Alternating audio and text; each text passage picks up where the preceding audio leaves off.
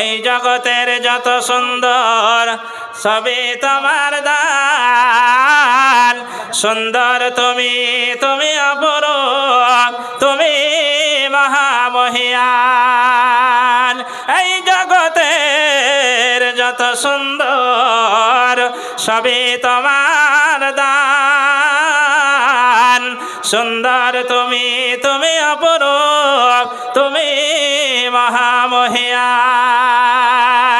ধরণীর বুকে পেতেছে যতনে সবুজ গালিচা খানি। সাগর মেলায় গভীর নিশীতে ঢেউ করে কানাকানি। অসীম অকুল সাগর বাহিরে গাহে তব জয়গান।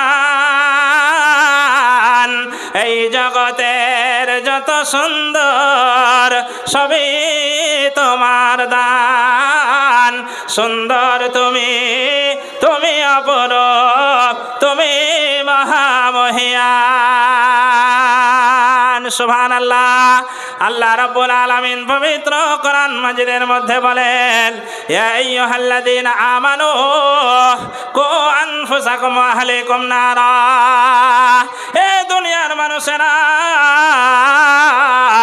যারা ইমানদার দাবি করো, যারা বলছো যে আমরা ইমানদার, যারা আল্লাহর উপরে ঈমান এনেছো, যারা আল্লাহকে এক বলে বিশ্বাস করেছো, তাদেরকে বলছি তোমরা নিজে বাঁচো এবং তোমার আহালগণকে বাঁচাও। জাহান্নামের আগুন থেকে তোমরা বাঁচো এবং তোমরা বাঁচাও।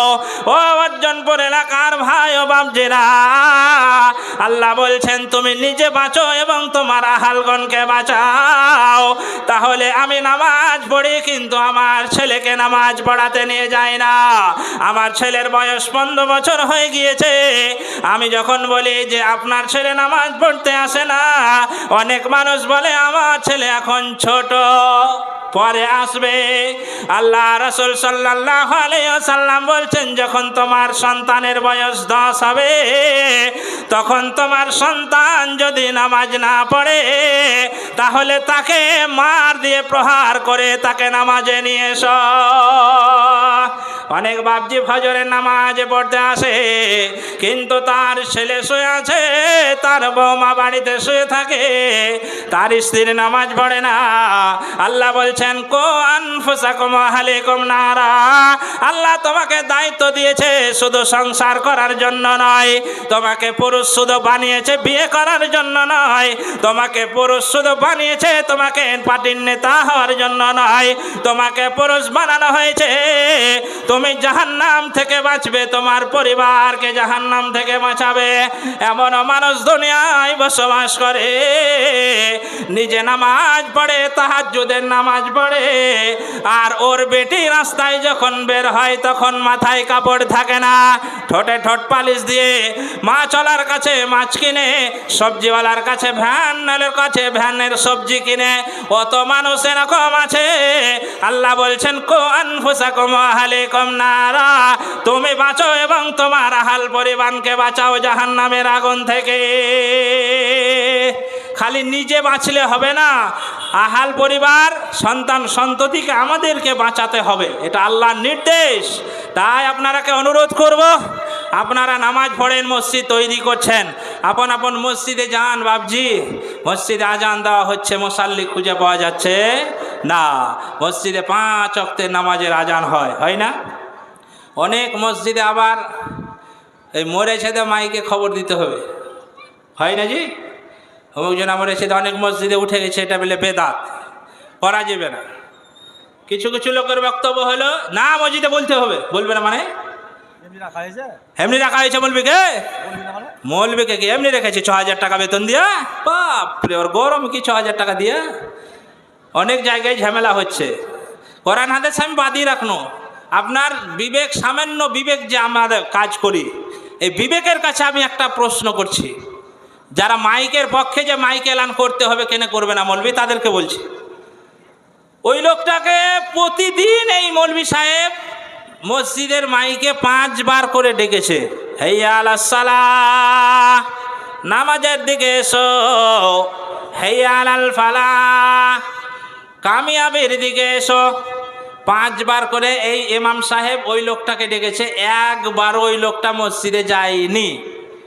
ওই লোকটা মরেছে, আবার ওই মসজিদে ওই লোকটার মরার খবর দিতে হবে। এটা তো আপনার কোন পাগলে বলেছে আমাকে বুঝিয়ে দেন তো, কোন পাগলে বলেছে যে ওই লোকটা যে 5 বার ডাকা হলো, একবারও মসজিদ গেল না লোকটা জি।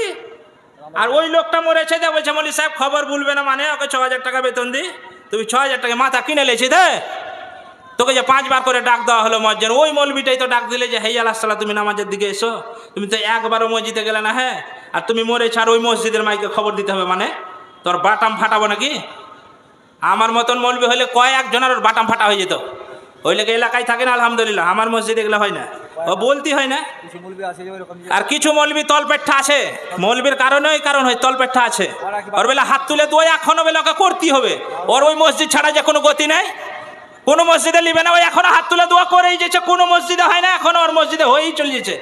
বড় আলেমেরা ফতোয়া দিয়ে দিয়েছে যে নামাজের পরে হাত তুলে দোয়া করা বেদাত, বেদাত এবং বেদাত, কোনো মসজিদ এলাকায় হয় না, আবার কোনো মসজিদে হয়ে চলে যেছে, ওর ওই মসজিদ ছাড়া বলে কোনো গতি নেই। 4,000 টাকা বেতন আমি থাকবো কেন? এটা মৌলবীদের দোষ আমি বলবো। থাকবো কেন আমি 4,000 টাকায়? টুকটুকি চালাবো 500 টাকা দিন আরাম করে, হবে না? এতই অকর্মা আমি চালাবো টুকটুকি, থাকবো না তোর মসজিদ? তুই জানাজা পড়া, তুই নামাজ পড়া, দেখালে তোর মসজিদ। তুই বাধ্য হয়ে তখন 15,000 টাকা দিয়ে মৌলবী ডাকবে, কয়েকদিন পর ডাকবে, আর কয়েকদিন পার হতে দেন। মৌলবী এখন মাদ্রাসায় আর হয় না। 10 বছর আগে আপনি দেখেছেন লালমাটিতে যখন জালসা হয়েছে, অরিজিনাল মৌলবী 22টা করে ফারেক হয়েছে।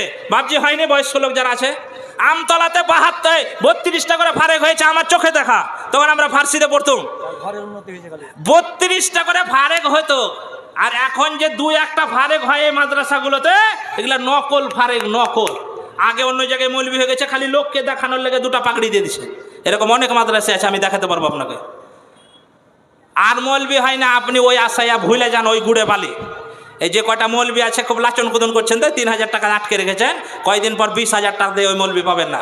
আপনার জানাজা পড়াইতে গেলেও আর 8,000 টাকা লিবোতে জানাজা পড়াবো। আপনার কাফন কাটলে 3,000 টাকা লিবোতে কাফন কাটবো। আসছে দিন সামনে, আপনি হাসছেন না আসছে। আপনি এত একবারে সহজ পেয়েছেন যে এবারে পেয়েছি ডাল ভাত খা, কি খা? হ্যাঁ, তোমার কোনো যোগ্যতা নেই। আর একটা আলেমকে তুমি নিয়ে এসে বাপরে বাপ, ওকে দিয়ে মসজিদ সাফ করা, ওকে দিয়ে পায়খানা সাফ করা, ওকে দিয়েই বেলে পানি তুলতে হবে, ওই বেলে মসজিদের ওই বারান্দা ঝেড় দিবে, কাশপোটা ফেলবে, উজুখানে মৌলবী বেলে ঝেড় দিবে। এতে ওকে মৌলবী রেখেছে না মেথর রেখেছে? হে তুই, হ্যাঁ, মেথরের পিছনে কি নামাজ পড়ছেন আপনি? মৌলবী মানে কি? ও তো একবারে সায়েন্সে দেখে সামনে থাকবে, ও আমাদের এ নেতা, ওকে দিয়েই তো আপনি মেথরের কাজ করাচ্ছেন। আবার ওর পিছনে নামাজ পড়ে জান্নাতে যে, ওহ কি ভাবছি আপনার জান্নাতের আশা। আহারে আসেন, খালি জান্নাত লে বসে আছে, মরবেন আর জান্নাত আপনাকে গুলে খাওয়াবে। যান, এখনো সময় আছে, সৌদিরা যান। আসছে আমাদের দ্বিতীয় বক্তা সোহেল সালাফি সাহেব। আমি কি বললাম, আমার 3 গুণ জোরে কথা বলেন উনি। খালি শুনে দেখেন, 10 মিনিট বসে খালি দেখেন কথাগুলো, 2টা শুনেন। আপনার ভালো না লাগলে আপনি উঠে চলে যান। বক্তব্য অনেক শুনেছেন, আর প্রধান বক্তা তো আছে, আমরা এর পরে 1-2 ঘন্টা পরে আসবে, ওনারও বক্তব্য শুনে দেখবেন। অনেক জালসা শুনেছেন। আপনাকে অনুরোধ করব, আপনারা শেষ পর্যন্ত একটু ধৈর্য ধরবেন। নতুন বক্তা ডোমকল থেকে আমাদের প্রধান বক্তা, ওনার অপেক্ষায় আপনি থাকবেন, আমি প্রত্যেকেই থাকবেন, না আমি আশা করছি যে আপনাদেরকে ভালো লাগবে। শেষ কথা আপনাদেরকে বলি যে আপনারা অবশ্যই প্রত্যেকেই এই মসজিদকে একটু সহযোগিতা করবেন।